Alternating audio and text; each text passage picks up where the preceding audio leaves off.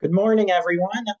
Thank you for inviting me back to do one of these AM 101 sessions. I've done several in the past. I think most of you know who I am, but for those that don't, my name is Brian Polinsky. I'm Senior Counsel for the California Association of Realtors, and I coordinate C.A.R.'s professional standards programs as well as provide guidance on MLS rules and association governance. And today the subject is the last one. We're going to be talking about association governance, particularly how to conduct meetings. So I have a PowerPoint presentation that I'm going to share. So the name of this AM 101 session is Mastering Meetings, Agendas, Minutes, and Rules Demystified. So I'm going to cover each of those subjects. I'm actually going to start with the rules because the rules are the most complicated part and the longest part. Then I'm going to talk about how to draft agendas for meetings and then how to take minutes for meetings. And most of what I'm going to discuss is going to refer to board of directors meetings because that is really the most important type of meeting that the association has to conduct because the board of directors is the main governing body for the association. But most of what I'm saying can also apply to membership meetings and also committee meetings, but I'm really going to focus on board of directors meetings primarily. So we're going to start with a discussion of meeting rules, and that's going to talk about Robert's Rules of Order. So let's begin there. So what is Robert's Rules of Order? It's actually a manual of parliamentary procedure that was originally written by a U.S. Army officer named Henry Martin Robert, hence Robert's Rules. And in the preface, he wrote, "The object of the Rules of Order is to assist an assembly to accomplish the work for which it was designed. Where there is no law, there is the least of real liberty." And it makes sense that this kind of manual was created in the United States because the US is famously a nation of joiners, creating societies, associations, what have you. And with all of these societies and associations that are being created, there was a need to have a set of rules so that the meetings that these associations and societies conducted were not done in a chaotic way. So there was a demand for this kind of rule book, and Robert wrote this to meet that demand. Now, the term Robert's Rules of Order is also used more generically to refer to any of the more recent editions, and the Robert's Rules of Order has been updated many times over the years. It was first published in 1876, and the original version was an adaptation of the rules and practices of the U.S. Congress. So Robert took how the U.S. Congress operated, and he said, well, non-legislative societies and associations can operate the same way, and here's how you can do it. It still remains the most widely used manual for parliamentary procedure in the United States. Now, some people see Robert's Rules of Order as too technical. They see it as a hindrance to meetings, but the opposite is really the case because as long as you're following the rules of order, your meetings are going to run a lot more smoothly. If it's used properly, it helps make meetings fair by allowing everyone's voice to be heard. And also it makes meetings efficient by setting a structure and time for the meetings. So you balance out both things. You make sure everyone has a chance to give their say, and you also make sure that the meeting is conducted in an efficient way. Now, the model local bylaws for local associations even specifically say Robert's Rules of Order latest edition is recognized as the authority governing the meetings of the association, its board of directors, and committees in all instances wherein its provisions do not conflict with the California Nonprofit Corporations Code or these bylaws. And there's really not any or no major conflicts between Robert's Rules and the Corporations Code or anything else in the bylaws. So essentially, you are going to be following Robert's Rules of Order when conducting meetings, specifically of the board of directors and also committees. Now, one of the key ideas in Robert's Rules of Order is my right as an individual versus the right of the entire body to be conducted in an efficient way. So when we're talking about my right, we're talking about individuals. And individuals always have the right to attend, to speak at the meeting, and to be an active participant in the meeting. And every member of the meeting is given an equal right to speak at the meeting. Then we balance that versus the rights of the collective, the rights of the organization to conduct business efficiently. And so Robert's Rules of Order seeks to maintain that balance between the role of the individual and the rights of the collective group. Now, the entire Robert's Rules of Order is quite a long book, hundreds of pages long. Few people have actually read all of the Rules of Order. And you really don't need to know everything in that book, but there are some key things to understand for everyday meetings. And those are the things I'm going to talk about during today's session. Now, the best way to learn Robert's Rules of Order is actually to practice it, to just make sure that you're trying to use it during meetings, and it will become more natural as you move along and conduct more meetings. So, a little bit more about the basic concepts behind Robert's Rules of Order. As we said before, all members and their right to speak and vote are equal. The next one is important. A quorum must be present to do business. We'll talk about what a quorum means on a subsequent slide. Next, the majority rules. Most of the time, whatever the majority votes to do at a meeting is going to be the action of the organization or group. Next, silence is consent. What that means is you have the opportunity to speak. If you don't say anything, you're tacitly agreeing with what others have said.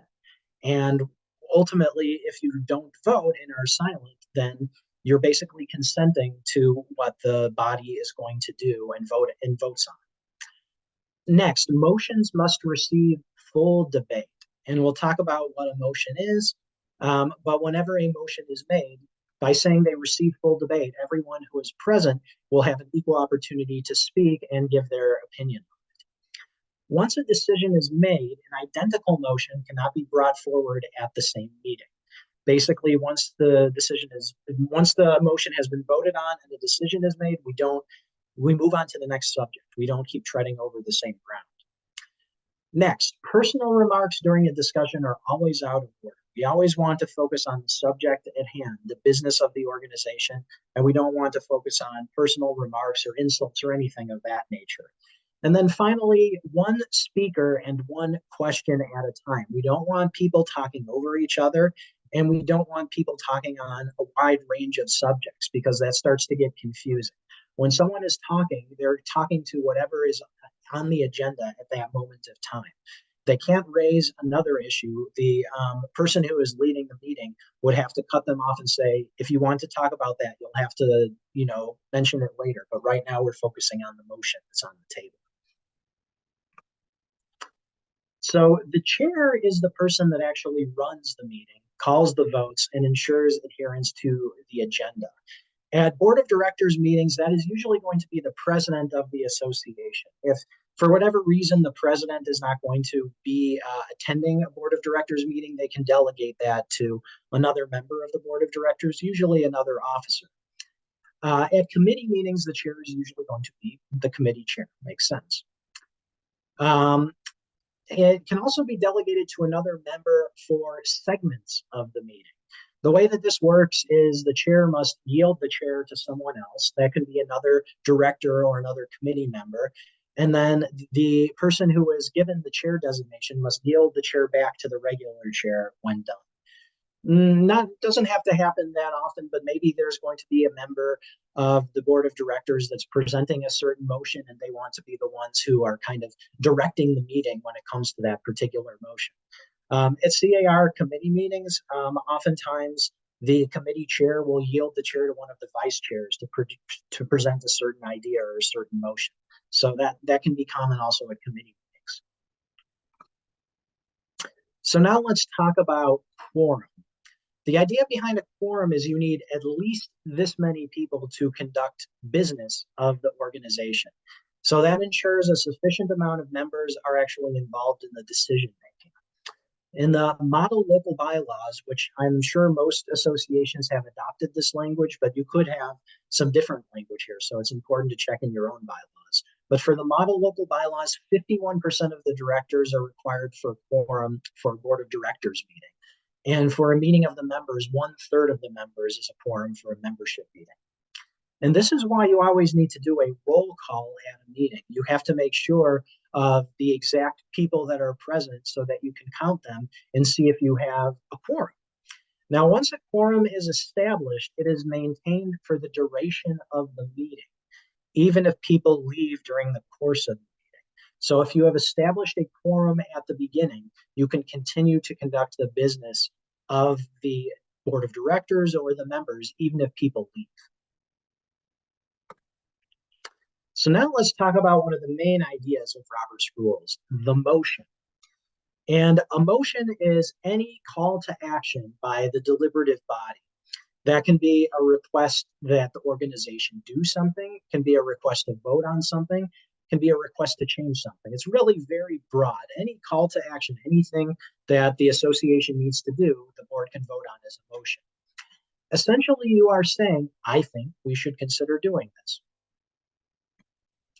Now, there are different types of motions, and I have a chart and kind of a system where I have little pictures that talk about various factors related to each of the types of motions.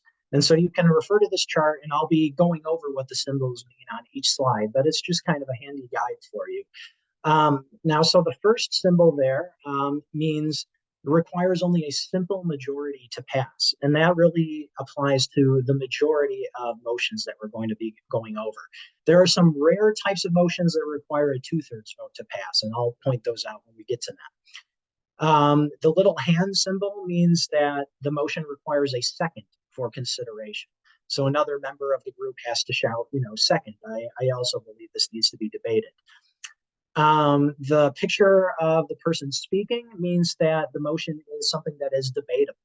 In other words, everyone who is present in the body has the right to speak and debate on that particular item before it's voted on. On the other hand, for the one where there's a no sign over the speaking person, that means it is not a debatable item. It means that it's something that the entire group doesn't have an opportunity to discuss. And again, that is not true for very many motions, but we'll talk about the ones that it does apply for. The little triangle symbol means that the motion is amendable. In other words, someone can propose a motion to amend the motion that is on the table. And then the picture of a chair means the chair determines if the motion is in order or not. And this usually applies to some procedural motions that we'll get into as we move forward. So the main type of motion is called a main motion. And this is basically any ordinary type of motion that you have that's a call to action. Any main motion requires a simple majority vote to pass. It needs to be seconded in order for debate to begin, and then it is debatable. And also, any member of the body can propose an amendment. So the main motion is simply what you want to be done. It's an actionable item that requires the group to make a decision on how to handle it. And there's also a type of motion that affects the main motion, and that is called a secondary motion. So, for example, a motion to amend the main motion is a secondary motion. So why do we have a second for motions?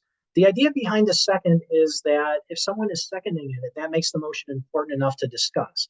And so it eliminates unnecessary discussion on a point that only one person who's there really believes is worth discussing.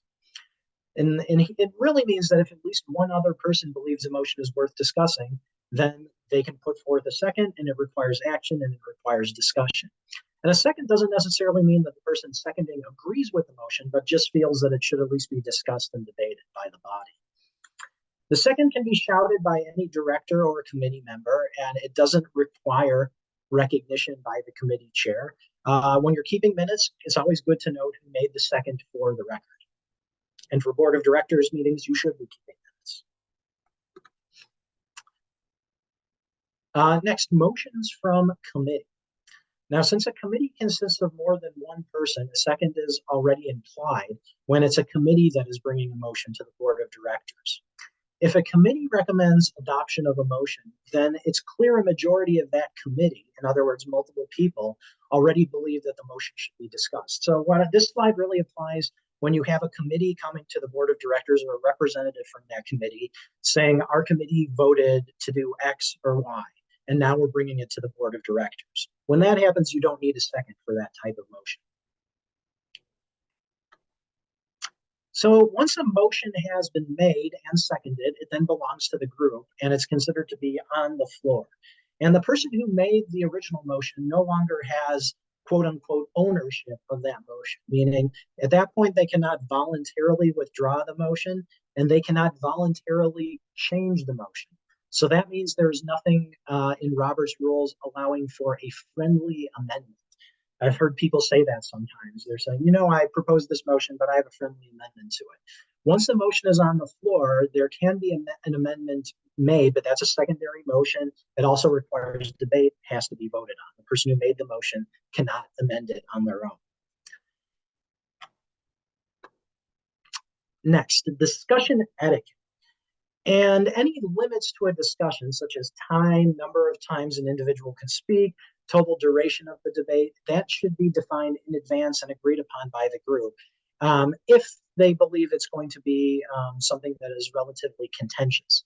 Now, a lot of times you don't need to do that. If it's just an ordinary motion, there's going to be an ordinary amount of debate, and then it can be voted on. The motions to limit debate can be made in order, so to speak, but they can often be construed as directed at specific members. So it's usually good to allow everyone to have their say. And in particular, in a board of directors meeting, there should be an opportunity for everyone to speak without the meeting running too long. It is the duty of the chair to ensure discussion is orderly and relevant. So individuals must be recognized by the chair before they are allowed to speak. Makes sense. And then they need to make sure that the discussion is directly related to the motion and its merits. So if the person speaking starts going off onto tangents about unrelated issues, the chair should interrupt them and say, I'm sorry, but we're here to debate the motion that's on the floor. Let's keep the discussion to that subject. Now, as I said before, certain motions do not allow discussion. Most often they're procedural motions and they don't come up quite as often as the main types of motions that we're discussing here. But we'll go over what those procedural motions are on subsequent slides. Often when you're having a debate on a motion, it's good to alternate between pros and cons because that helps to limit any unnecessary discussion where you have people coming up and saying, yes, I agree entirely with what the last person said, blah, blah, blah. And they're just, hearing themselves talk, but they're not saying anything new. If you alternate pros and cons, then you're at least hearing from both sides. Another point, it's good for members to wait to speak a second time until all of the other interested members speak first.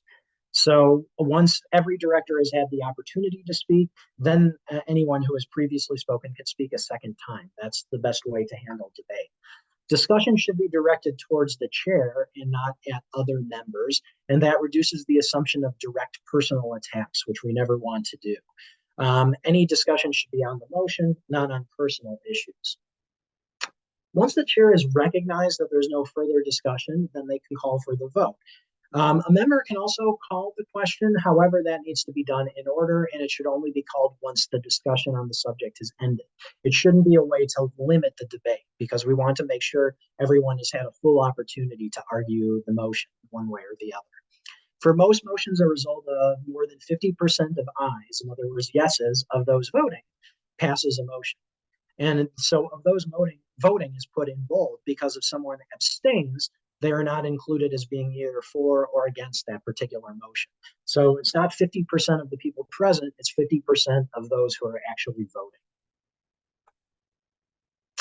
So types of votes that can be done, voice votes can be utilized for the majority of votes in order to speed along the meeting. And then the chair makes a decision on who is essentially the loudest. You can do that for issues where there's a relatively clear consensus. When things are a little bit closer, then you probably have to have a hand or standing vote. And by the way, if any member believes that the chair has made a wrong call after a voice vote, they can ask for a hand count. But when the issues are a little closer, when each member of the body is called on, they can say aye or nay, and the person raises their hand or stands or however you want to do it.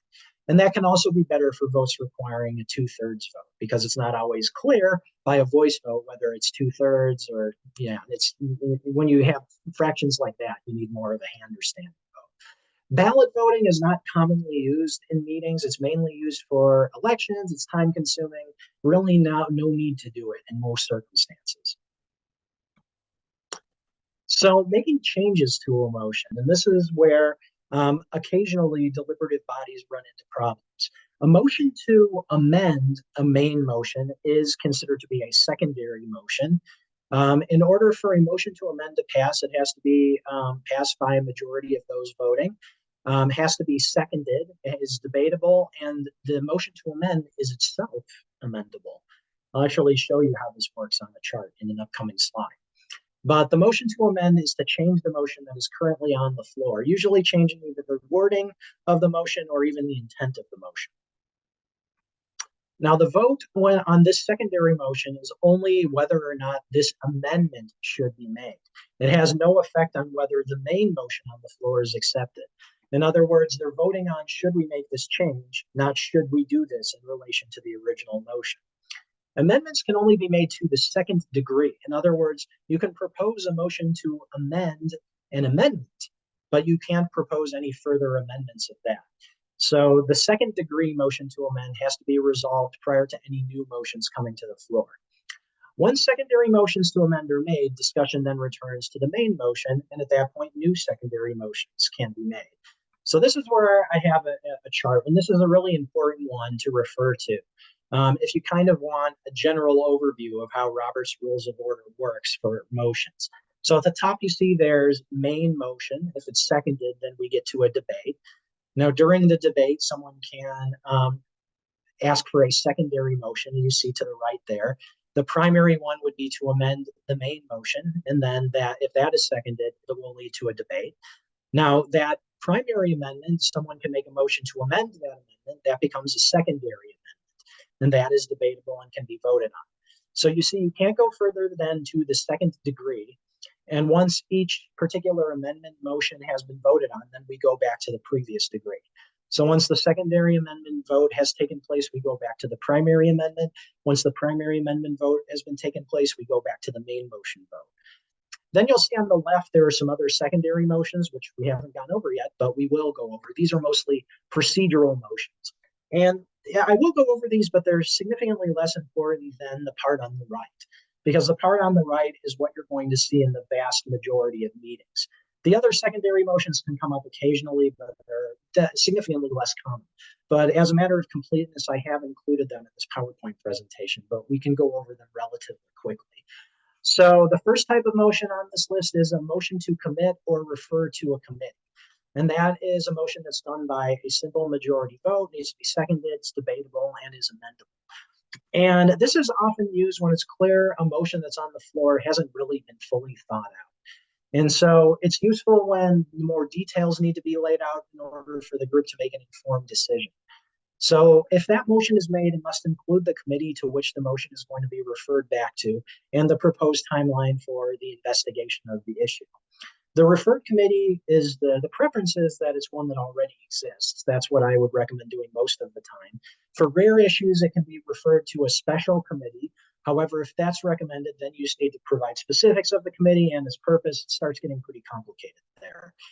So usually better to refer to a committee that you already have. So kind of the phrasing of this would be, I move the motion be referred to X committee, and the committee report back at the next board meeting. Another type of procedural motion is a motion to postpone. And much like the other motions we've talked about, this is done by a simple majority vote, requires a second, it is debatable, and it is amendable. And this can be used for multiple reasons. Number one, you're running out of time, and another more important item needs to be addressed at the particular meeting. Or you think the group needs to think about it more before deciding. So this isn't something that needs to be referred to a committee. It's just the group needs to think and wait a little while before making the decision. Or for whatever reason, the body doesn't want to deal with it right now. Now, this shouldn't be done to avoid a vote or a topic. It should only be done when postponement is actually the best option in the circumstances. So it should never be a motion to postpone something indefinitely. It should be a motion to postpone to a later date, for example, the next board meeting. The motion should include when the topic will be discussed. So that's my example, at the next board meeting. All right, so the next type of procedural motion is division of a question. And this is done by a simple majority vote. It needs to be seconded. However, this one is not debatable. It is amendable, however. The idea of division of a question is it allows a longer or complicated motion to be split into two or more parts. So, for example, you agree that something should be done, but not for the reasons put forth in a motion. So I have an example here.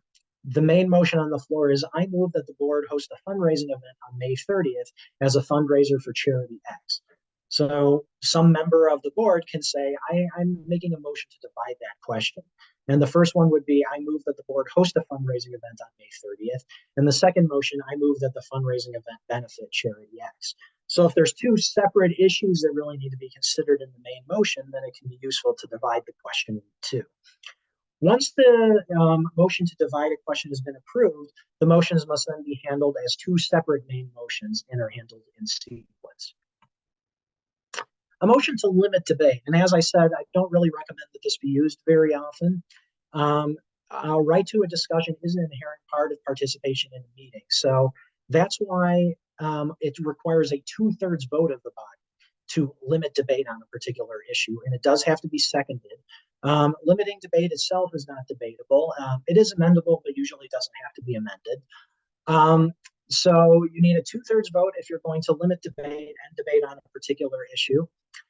And would needs to limit the total number of times an individual speaks or for how long each person speaks, limit the total amount of time for discussion on a particular topic. And since those specifics are outlined, it is actually amendable.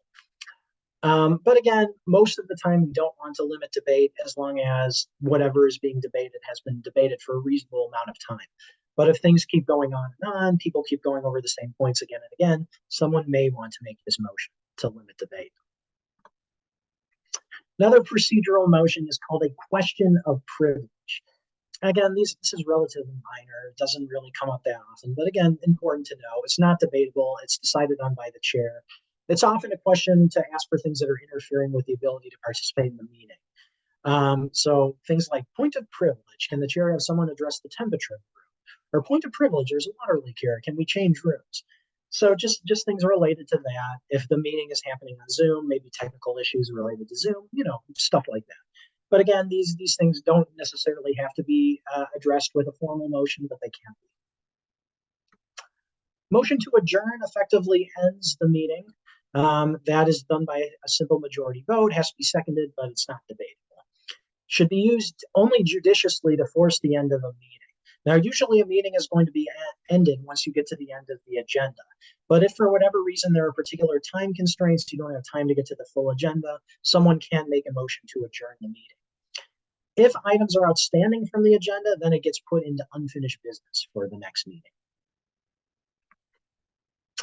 More procedural motions, point of order calls the attention of the chair to a potential breach of parliamentary procedure. That is, it's not debatable. The chair is the one who decides whether the proper procedure is being followed. And that can be used when the chair makes a decision that someone thinks conflicts with Robert's Rules of Order. So for example, they allowed a motion outside of proper order, disregarded a motion that should have been considered, something like that. The chair decides whether to accept or reject this point of order. And if anyone there disagrees with the chair's decision, they can appeal the decision of the chair and ask for a vote. Then the chair has to explain their ruling. The issue gets debated, and a simple majority vote is done to decide whether to sustain the chair's ruling or overrule the chair. A point of information is a motion to request information or clarification to help make a decision on another motion. It's not debatable. It's decided on by the chair. Some examples of this are asking how much is budgeted for something, asking what was done in previous years, asking who can attend a proposed event, things like that. The person who is making that motion can rise from their seat, but they should still be acknowledged by the chair when they're making this point of information motion. Permission to withdraw requests that a motion can be withdrawn. This is voted on by a simple majority, and it is not debatable. Once a motion is seconded, remember, it does belong to the group. However, it can be withdrawn as follows. Sometimes the debate brings to light that the motion made is really not valid and there's a desire to retract it. This can only be done by the person who supplied the original motion. So a motion to withdraw can only be made by the person who made the original motion. Important to remember that. At that point, the chair will ask if anyone objects to the withdrawal of the motion. If there are no objections, it is withdrawn. But if there is even a single objection, then there must be a vote as to whether or not the motion will be withdrawn.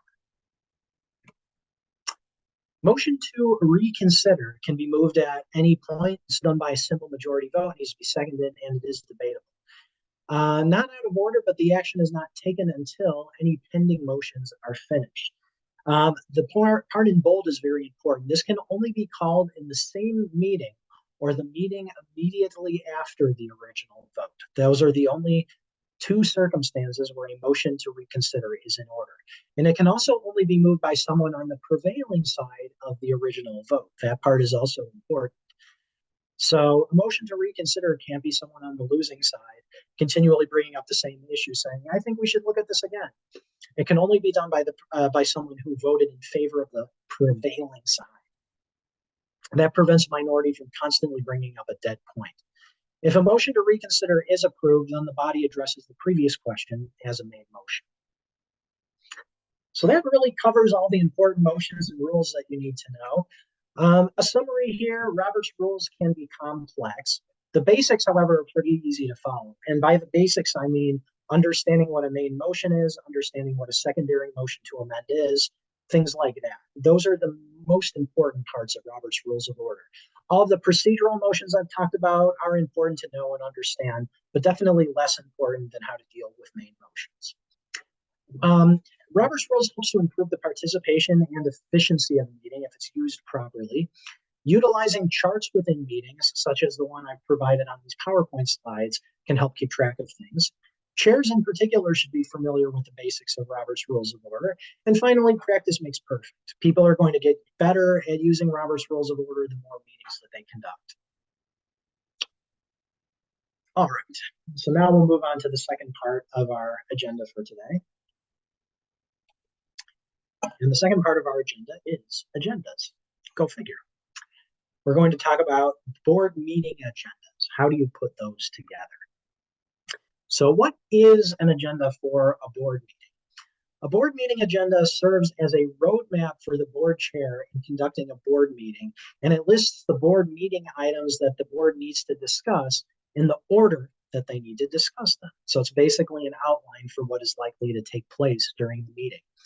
A board meeting agenda will also contain the following elements. It needs to include the association's name and address, date, time, and location of the meeting, and then the names of those who are invited to attend. That would be for a board of directors meeting. For a membership meeting, you don't need to include the names of all the members, but for a board meeting or a committee meeting, that would be advisable. Next, who sets the agenda for board meetings? Now, in most cases, the board secretary is the one who writes up the agenda. I understand that sometimes this does get delegated to the association executive, but technically it is the board secretary who should be directing this process. Any board member can also technically do it, but usually this would be the job of the secretary. The secretary often puts the board meeting agenda together in collaboration with the president being kind of the chair and leader of the meeting, so they should have a say in what's on the agenda. And the secretary should also ask other board members if they have any items that they want to be added to the agenda. Now, why are board meeting agendas important? So primarily board meeting agendas set the tone for a meeting and they give the board direction. And those agendas are also of great value for the board chair when using Robert's Rules of Order to facilitate the meeting. Also, having an agenda helps assist the board secretary in writing up meeting minutes. And we'll talk about meeting minutes as the last subject today. Here are some other advantages to using board meeting agendas for every board meeting. Number one, it ensures that all discussion items do get covered during the meeting. Number two, tasks can be assigned to board members for follow-up. Also promotes collaboration, sets time limits for discussions, reduces off-topic discussions, and it streamlines the meeting. So here I have kind of a regular agenda that you would have for a board meeting. Now you can always have different items on this agenda as well, but this is kind of like the standard board meeting agenda. It starts with a call to order and welcoming remarks. Then remember, you always have to do a roll call and make sure that you have quorum before proceeding with the meeting. Then the meeting should always begin with approval of the minutes from the previous meeting. Committees don't usually take minutes. I know some boards have certain committees that do take minutes, but I think most of the time committees don't take them, and therefore you don't have to have this step in the agenda for committees, but always should be included for the board of directors. Then board of directors meetings should have reports of the officers, if applicable, if you have any reports of the officers. including the report of the treasurer related to finances. That's usually a part of board meetings. Then if there are any committee reports delivered by any of the committee chairs, that can be next on the agenda. Then you can cover any unfinished business. So that would be discussion of items that were not resolved at the last meeting. After that, you can move on to any new business, and this part of the agenda can be fleshed out. If you have particular items of business that you know are going to be discussed, you can, have a subsection for new business and list the areas of new business that are going to be discussed during the meeting. Then you'll want to talk about action items, and that would be a review of the tasks that need to be done by anyone who is attending the meeting before the next meeting. Then you'll end the meeting with announcements and then finally adjournment. Now, a couple of other things to talk about: consent agendas and executive sessions. So first, consent agendas. Boards often use a consent agenda to group routine items together that have to be voted on at every meeting into one agenda item. So consent agendas help to streamline board meetings and it allows more time for other agenda items. So if you have a consent agenda, you can sort of place that at the top of new business, and the consent agenda can be voted on at that point. The board may also go into executive session at any time during the meeting. And it's common for boards that use executive sessions at every meeting to hold an executive session either at the beginning or the end of a board meeting. This is usually only needed if board meetings include an open portion, for example, where all members are allowed to attend. I do know that some boards have a portion of board of directors meetings that do have an open part of the board meeting. But there are certain subjects that really are confidential and need to be discussed in an executive session to assure confidentiality about sensitive matters. So, for example, employment matters, professional standards cases, mergers, executive compensation, sensitive subjects that you don't want the entire membership to be able to see and debate. And if you have certain items on the executive agenda, you don't want to put that on the main agenda because, again, these are confidential matters. And if you have a public agenda, you don't want to include them there. So next slide is about how to create an agenda. So the following list can really serve as a checklist for creating a good agenda. First, you want to review the prior meeting's agenda and see if there was any business that was unfinished from the prior meeting, and you can include those items in unfinished business. It's good to have kind of an agenda template that includes all of the standard parts that would be in a board meeting agenda. Then you can fill in the appropriate agenda items for this particular meeting. Then you can sort of distribute a draft agenda and ask for feedback from the board by a certain date if they want to make any changes to the agenda. Then the agenda can be finalized and the final agenda should be reviewed with the board chair. Once the secretary creates the agenda, like I said, should send it out to all members in enough time for them to review it and request any additions, deletions, or changes to the agenda. So that's all I have on preparing the agenda. So the last subject we're going to talk about today, keeping minutes of the meeting. So we'll start off with the question, what are board meeting minutes? So board meeting minutes provide a record of what happened during the board meeting. Association minutes, which typically fall under the responsibility of the board secretary, detail the board of directors' actions, any decisions that they've made, and any key deliberations in connection with the agenda in a narrative form.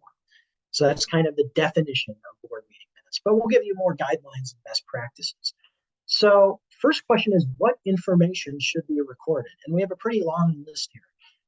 So this is something to refer to when preparing the minutes. So first, the date and time of the meeting is called to order. That should be at the beginning of the minutes. And then also next, right after that, should be the names of the meeting participants and any absentees. Next, any corrections and amendments to the previous meeting minutes should be included towards the beginning of the current meeting minutes. Any additions made to the current meeting agenda should then be included in the meeting minutes. Then you need to indicate whether a quorum is present. Obviously, if a quorum is not present, the meeting should be adjourned because you can't conduct any further business. But if you do have a quorum, that should be indicated in the minutes. Then you need to, for every motion that is made, you need to indicate what that motion is and whether the motion is passed or rejected. You need to record the voting. For example, that there was a motion, that there was a second made, and then the outcome of the vote. And then any actions taken or agreed to be taken. Remember, I talked about action items on the agenda. So any actions for the members of the board that they need to take before the next meeting, that should also be included in the minutes. Any next steps, any items that need to be held over for the next meeting, any new business that gets brought up at the meeting, and then any open discussion, remember, participation that has taken place should be recorded. The next meeting date and time should then be at the end of the minutes, and then the time of adjournment. So here I have some best practices for taking meeting minutes. There's no like one standard format that you need to use. There's really a wide variety that you can use, but these are some key concepts to really know about taking meeting minutes. First, obtain information from the board president about attendees in advance, any guests, and then any speakers or special presentations, because that will need to be included in the minutes. You'll need to review the past meetings minutes and gather any documents for this upcoming meeting. Then use a template that helps you to be consistent in the method of reporting so that the information is reliable and consistent over time. Carefully document any decisions that the board makes as they occur. If you're not entirely clear on what the board has decided on, ask for clarification from them. Then document any next steps the board needs to take. Keep your statements in the minutes short and concise. Do not use verbatim quotes from directors. We don't want direct quotes from anyone in the meeting minutes. Utilize the minutes to track action items and follow-ups. And also important to remember, it's not appropriate to record everything that board members say at a meeting. Minutes should only summarize the major points of the meeting relative to the board's actions and decisions. We don't want to record every statement made. We don't want to record everything the board member says, just the major points of debate and then the outcome of the vote. Board meeting minutes should be distributed as soon as possible after the meeting so that board members have a sufficient amount of time to review them and make any corrections if they're necessary before voting to approve those minutes at the next meeting of the board. So next, what should not be included in meeting minutes? Abbreviations, acronyms, and jargon. Usually don't want to include any of those unless the meaning is obvious, because anyone who is reading the minutes aren't going to understand necessarily what those things mean. Any judgmental comments that any members make during the board of directors meeting, anything that is personal observation about members at the meeting. Notes about personal arguments. We don't need any of that in the minutes. We want to only focus on the motions and what the debate was about those motions and what the voting was on those motions. Statements with political undertones, we don't want to really record anything like that. Exact discussions where lawyers gave legal advice, you don't want to record that legal advice. Even words of praise, not really necessary to record those. And I have an important note at the end here. Board meeting minutes serve as legal records in a court of law.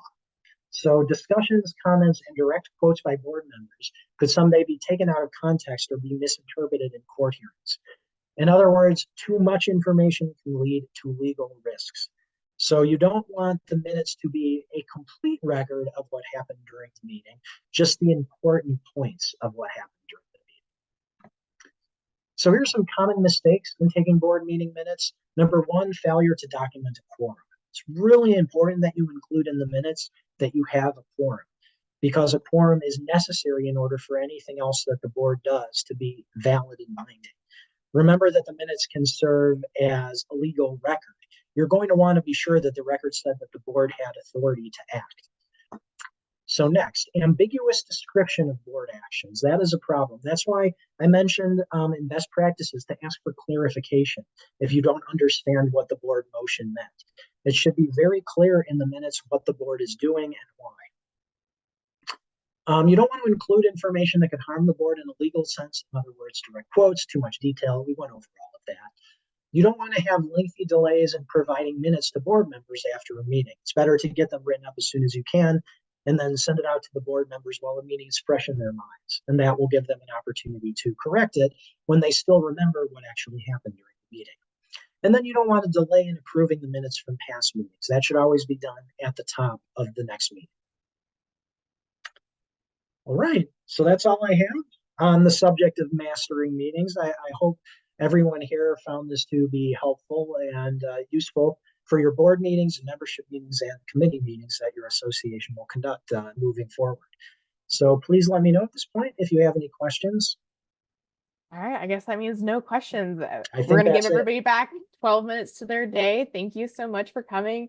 Thank you for Brian for being here. Everybody have a great rest of your Wednesday. All right. Thanks, everyone. Bye. Bye.